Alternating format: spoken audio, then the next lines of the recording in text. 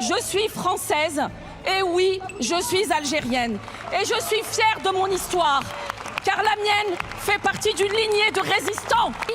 Vous osez venir nous expliquer que cet accord de 1968 serait un privilège. Le seul privilège, c'est celui dont ont bénéficié les tortionnaires, les racketteurs de guerre, les nostalgiques de l'Algérie française, qui n'ont jamais été jugés. Merci, Madame la députée.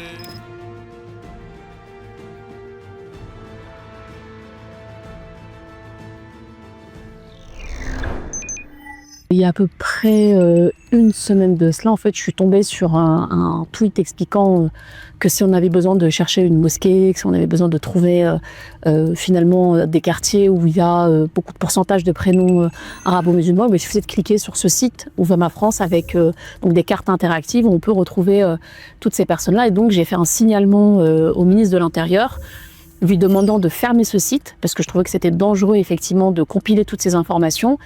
Et j'ai fait dans la foulée un article 40, donc j'ai saisi le procureur de la République pour justement qu'il y ait une instruction et une fermeture de ce site internet. Ce site, en réalité, il fait peur parce qu'il agrège énormément d'informations. Alors des fois, c'est des informations qu'on peut trouver sur des sites comme l'INSEE, effectivement, sauf que là, on leur donne une orientation particulière. Vous allez retrouver sur ce site, par exemple, le pourcentage de remigration, le pourcentage de francisation. On ne sait pas trop vers quoi ils veulent, ce qu'ils veulent dire exactement d'ailleurs par ces chiffres, mais ça donne vraiment une orientation ciblée, notamment sur nos concitoyens musulmans, puisque ça, dans la même cartographie, on peut y trouver les emplacements des différentes mosquées, le pourcentage des prénoms arabo-musulmans. On ne sait pas ce qu'ils entendent par là. Et d'abord, quelle est la liste des prénoms arabo-musulmans?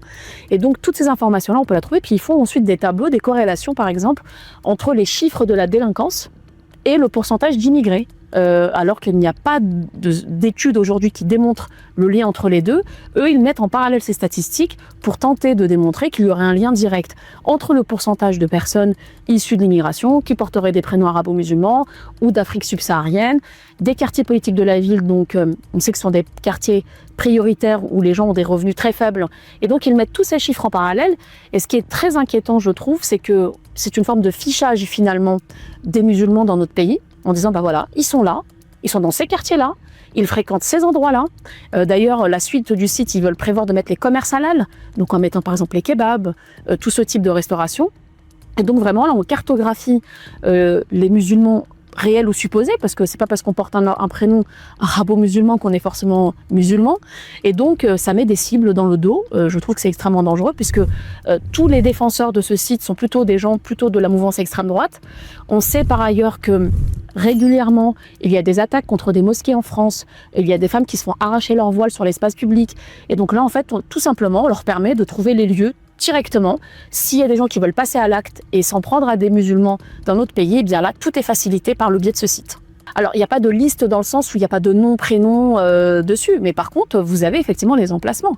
C'est-à-dire que quand on vous donne le pourcentage de prénoms arabo-musulmans, eux, ils considèrent que les personnes qui ont ces prénoms-là, ce sont des musulmans. Et donc, si vous cochez sur le site cette case, vous avez l'emplacement dans votre ville de là où il y a un pourcentage élevé de personnes qui portent un prénom arabo-musulman. Et donc, par corrélation, vous pouvez vous dire, si c'est des prénoms arabo-musulmans, ça veut dire que dans ce quartier-là, je suis sûre qu'il y a des musulmans. Alors le ministère de l'Intérieur, assez rapidement d'ailleurs, je dois le dire, ils ont ouvert une enquête. Ils prennent les choses très au sérieux.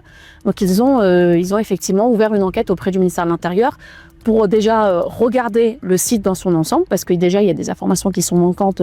Par exemple, là où ils ont été prélevés les sources, il y a des choses qui manquent. Donc, non, ils n'ont pas le droit. Et ils vont regarder effectivement si il y a si ça contrevient à la loi, de le faire fermer, puisque la logique voudrait qu'effectivement, s'il représente un danger ou s'il y a une incitation à la haine ou à la mise en danger des personnes par le biais de ce site, eh bien, je pense qu'il faudra se battre pour obtenir une fermeture. Et d'ailleurs, l'association SOS Racisme s'est aussi associée à la procédure, puisqu'ils ont déclaré, ils ont fait un signalement de leur côté également, et ils vont porter plainte pour demander aussi la fermeture de ce site.